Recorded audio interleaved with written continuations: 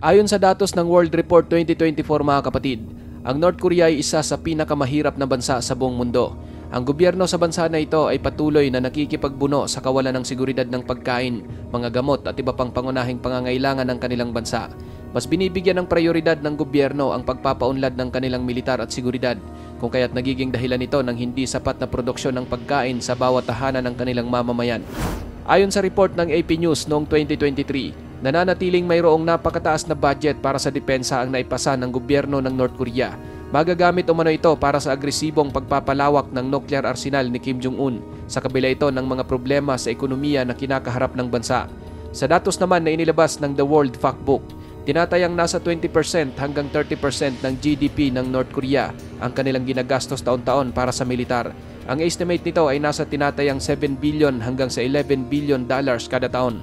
Tinadtad ng international sanction ang North Korea mga kapatid dahil ito sa kanilang patuloy na pagpapalawak ng programang nuclear weapon. Iba't ibang sanction ang ipinataw sa kanila.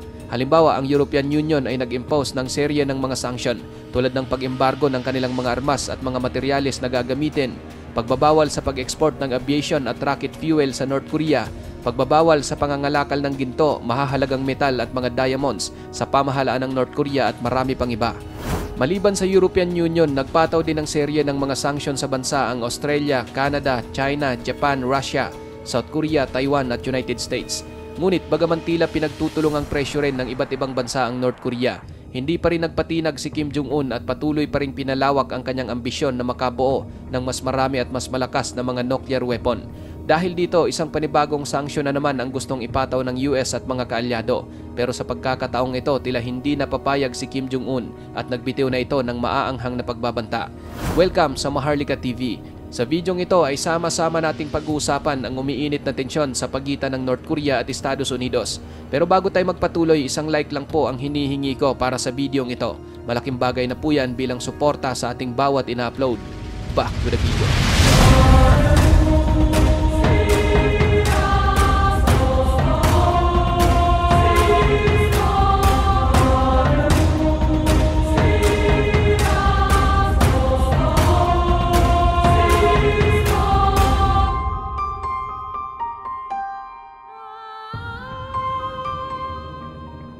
Sa ulat ng Reuters mga kapatid, nito lang April 19, 2024, gusto nang simulan ng US ang bago nitong sanctions monitoring regime sa North Korea sa susunod na buwan.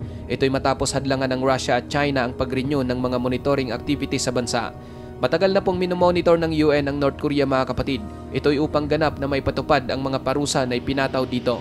Minomonitor ito upang maiwasan na makapuslit ang North Korea ng mga kalakal o kargamento, partikular na ang mga materyales sa paggawa ng mga nuclear weapon at missile. Noong May 25, 2009, naglunsad ang North Korea ng kanilang pangalawang nuclear test na nagresulta ng isang pagsabog na tinatayang umaabot sa pagitan ng 2 hanggang sa 7 kiloton. Dahil dito, agad na nagbigay ng sanksyon ang UN at sinimulang mag-monitor sa North Korea na mayroon namang suporta mula sa Russia at China.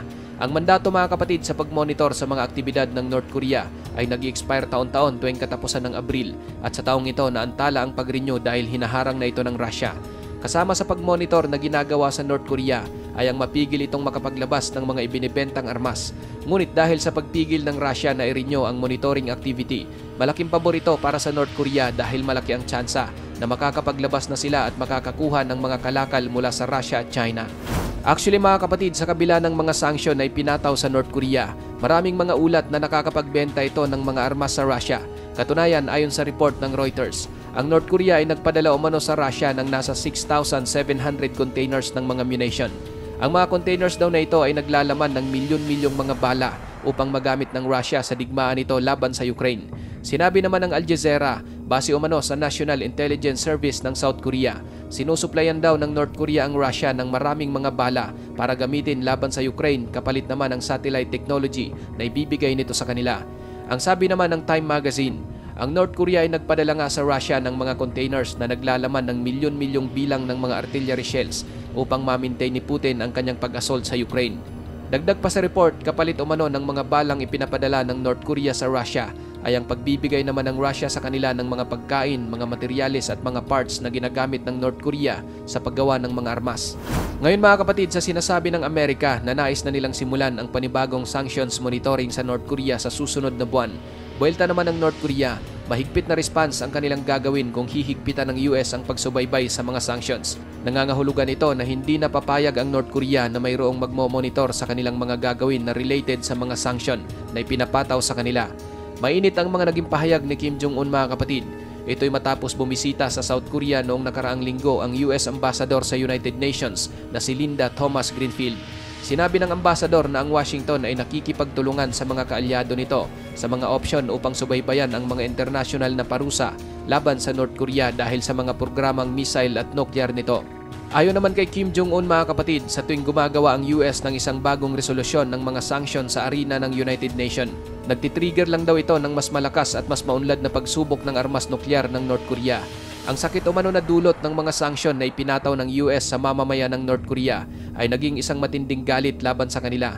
Ang puot daw na kanilang naramdaman ay nagiging sanhi ng pagdoble sa determinasyon at kalooban ng North Korea na palakasin ang kanilang puwersa tungo sa kapangyarihang walang makakapantay.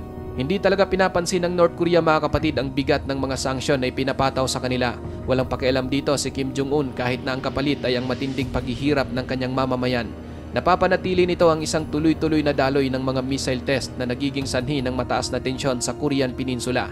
Nito lang linggo mga kapatid, naglunsad ang North Korea ng ilang short-range ballistic missiles na inilarawan nito bilang isang nuclear counter-attack drill.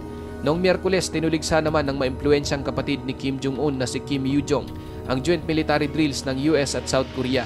Ito raw ang nagiging dahilan kung bakit tumitindi ang tensyon sa Korean Peninsula. Sinabi rin ito na patuloy silang bubuo ng isang napakalaki at pinakamakapangyarihang militar upang ipagtanggol ang kanilang soberanya, seguridad at kapayapaan sa rehiyon at wala umanong makakasira sa kanilang determinasyon. Walang duda kapatid na talagang iinit na naman ang dugo nitong si Kim Jong-un nito lang kasing nakaraang Marso.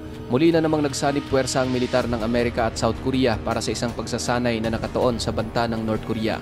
Sinabi ng AP News, sinimula na ng US at South Korea ang malalaking military drills upang palakasin ang kahandaan laban sa mga banta ng North Korea. Sa ulat naman ng CNN, ang sanib puwersang pagsasanay militar ng US at South Korea ay ang taunang pagsasanay na tinatawag nilang Freedom Shield Joint Military Drills. Naglalayo nitong palakasin ang kahandaan ng dalawang bansa laban sa North Korea, lalo pa ngayong napapadalas na naman ang pagsubok ng kanilang mga ipinagmamalaking missile na maaring magtaglay ng mga nuclear warhead. Ikaw kapatid, ano ang masasabi mo sa videong ito? Para sa iyong opinion, i-comment mo na yan sa ating comment section sa ibaba. At kung nagustuhan mo naman ang videong ito, paiwan naman ako ng like at pasubscribe na rin sa ating munting channel. Maraming salamat sa panonood hanggang sa susunod na naman ating upload. Peace out!